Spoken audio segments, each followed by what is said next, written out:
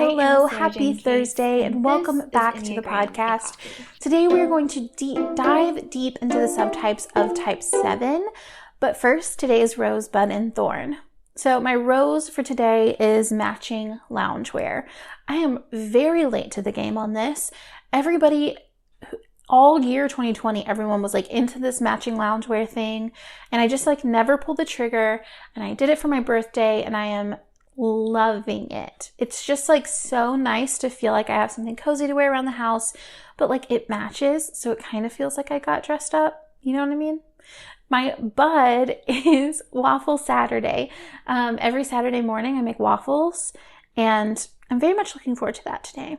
The thorn is that I have not yet gotten my family on board for Waffle Saturday. It's in my head, it's this really exciting thing that we all do together, and we all look forward to oh, when I grew up, I always had waffles on Saturdays. And they're just not into it, not like I am. So it's kind of a lonely thing, but it's also still fun, Okay, so if you've been a friend of the podcast for a while, then I believe subtypes offer us more distinction in the Enneagram types than any other element of the Enneagram. So the work of Beatrice Chestnut is my personal favorite, and subtype work specifically. So as I mentioned in our intro episode, I'll be heavily referencing her work in this series. She knows that, and she's okay with it. Now let's dive into the subtypes of type 7. I want to be clear that if you're still getting your bearings with what type 7 is, then I would encourage you to listen to my type 7 breakdown episode first and then come here for this one, because otherwise you'll be missing a bit of crucial groundwork that adds much needed context. As a refresher, there are 3 subtypes of each Enneagram type: social, self-pres, or sexual. Sometimes we call that one-to-one, or sometimes we call that intimate. We all have all 3 subtypes, but typically we have one that is dominant, one that is repressed, and one that is secondary. In all of our subtypes of 7, we're going to talk about their relationship to gluttony or pleasure seeking. You'll find that each subtype expresses gluttony in its own unique way. So first, let's talk about the self-preservation type 7. The title for this given by Chestnut is Keeper of the Castle. In this type, gluttony is kind of in networking. They form alliances, or maybe they form a friend group that becomes more like their family, and they usually have kind of a privileged position in that network, and therefore they feel like they're completely supported by people. This type is the most practical of the 7s. They tend to be opportunistic, and they're really good networkers. They're the kind of person, on a panel I heard a self-pres 7 say recently, I have a guy for everything. So if you know someone who always knows the right person to call, they might be a self-pres 7. This type is focused on getting what they need and want, and are constantly looking for opportunities and pathways to do that. Now, this type 7 tends to be warm and talkative. They want to consume as many pleasurable experiences as possible. They spend a lot of energy on attempts at controlling everything. So they do tend to get what they want as well. They tend to do it by force. I'm going to do it, I can do it, I will do it. They may confuse want with need, thinking that they need a lot to survive. So when things get tight, they may panic and feel like they're living with too little. A direct quote from Chestnut, who is quoting Naranjo, is, according to Naranjo, the 3 main fixations of the self-preservation 7s are strategy, rebellion, and isolation. Though it may be hard to see these characters as isolated because they tend to be very popular, but their strategic and mental nature, together with the prominence of their self-interest, can isolate them from others at a deeper level. When sexual is secondary in their stacking, the self-pres 7 can look like a 6 because they are pretty focused on getting their needs met. They wanting to be prepared, right? Because they're just wanting to make sure that everything's going to be okay. However, this type is kind of relentlessly positive. So unlike the 6, they're everything's going to work out, everything's going to be okay. When social is secondary, they can look like an 8 because they are kind of good leaders. They tend to be vivacious and bold. However, they're still driven by survival fear or anxiety, even if they aren't fully aware of it.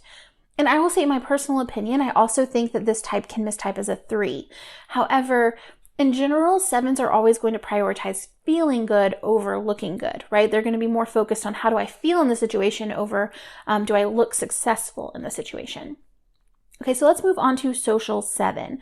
The word for this one is sacrifice, and this is the counter type. So the social 7 focuses on a kind of anti-gluttony. So there's this push-pull with what they want, and then a fear of being too selfish. A direct quote from Chestnut is, if gluttony is a wish for more, a wish for taking advantage of all you can get from a situation, there is a hint of exploitation in gluttony, but as the counter type, the social subtype wants to be good and pure and not act on their gluttonous impulse. So this is a person who wants to avoid being excessive or excessively opportunistic, and who works against any unconscious tendency they may have to exploit others. They put aside their desires in pursuit of an ideal. So this type 7, they strive for purity. So I used an example recently with a friend. I was saying, my whole life, is kind of built around like, how can I make sure that I'm improving all the time? So as a social 7 myself, an example of that is I'm constantly doing life experiments and struggling with limiting or doing less with getting more out of less. I did this like month-long season of not spending a dime on anything other than just what I absolutely had to spend money on, like groceries and gas. But otherwise, I didn't spend a dime. These are the kind of things that I've always kind of built my life around, just like a constant reforming. And I know those of you who know the Enneagram are probably like, but doesn't that make you a 1? And we'll get into that in a second.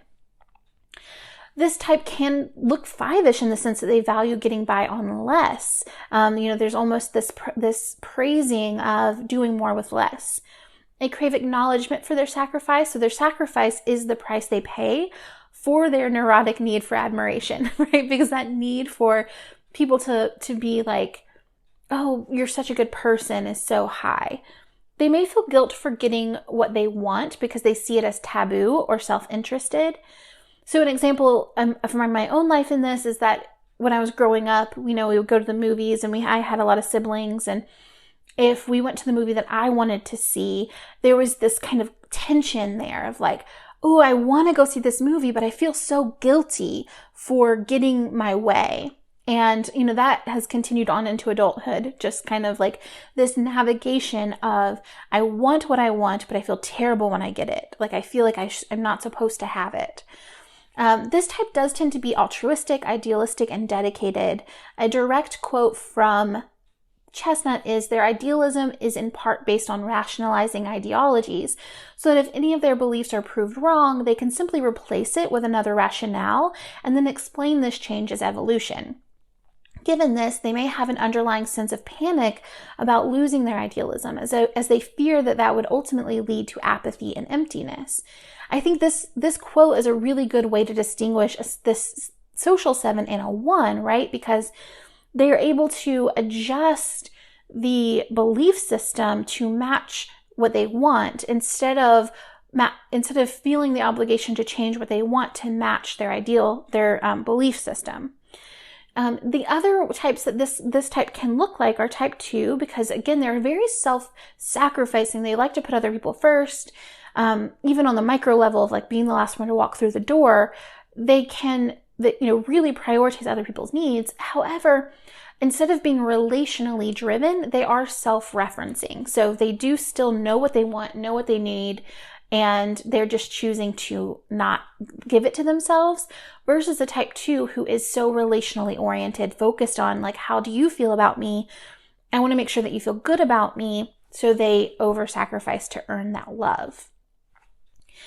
And all right, so we move into our sexual 7. The word for this is suggestibility. So this type experiences gluttony for idealism or a sense of the higher world. To me, I would say that this is the most obvious 7, like they're not likely to mistype. A direct quote from Chestnut is that these 7s tend to look at things with the optimism of somebody who is in love. Everything looks better when you are in love, and the sexual 7 takes refuge in this kind of ideal. Positive experience is a way of unconsciously avoiding what might be unpleasant in life. They focus on a highly positive view of life to distract themselves from the uncomfortable or scary emotions they would rather remain unaware of. So I think this is the perfect description of a sexual 7. These 7s tend to look at things with the optimism of somebody who is in love, right? It's kind of this, I just want to feel good, everything's going to be okay, kind of more rose-colored glasses way of looking at the world. This type is the type who can be a bit too happy. I put that in quotation marks as though they're covering up their pain with joy. And their internal narrative being like, it's okay, I'm okay, it's okay, I'm okay. It almost sometimes looks very clear to other people, like, oh, they're a little too happy. Like something's not quite okay here. Like maybe they're compensating for something. Obviously, as our sexual sevens do work in their lives, it becomes less and less like that, but kind of at the average to lower levels, this like happiness as a mask for their true emotion is pretty prevalent. This type can be a bit naive or even gullible, trusting that people are what they say they are. If you are looking at the world with rose-colored glasses, you just assume everyone's got good intentions, everything's going to be okay, everyone's looking out for everyone else, and it's just kind of a reminder that, sometimes they get themselves into situations that aren't quite what they expected because they expected the best. They want to make sure that they aren't missing out or losing anything. They want to try everything kind of type, which a lot of, all sevens do, but this is the most kind of obvious version of that. This type may struggle the most with follow through or getting their ideas into action. They are dreamers first and doers second. So dreaming just feels better than doing, right? So they may just stop at the dreaming part to get the good feelings and then not really follow through with the action. And again, this one is unlikely to mistype. It's just kind of the more obvious of the sevens. So, and as our food for thought comes in, I was thinking, as we're talking all things seven, let's talk about freedom. This quote is from Peter Marshall. May we think of freedom not as the right to do as we please, but as the opportunity to do what is right. Thank you guys so much for joining for today's episode. If you have a second, leave a rating and review on iTunes. If you can, it means a lot to podcasters, and your 5-star review would mean a lot to me. And as always, I will see you tomorrow for the next episode.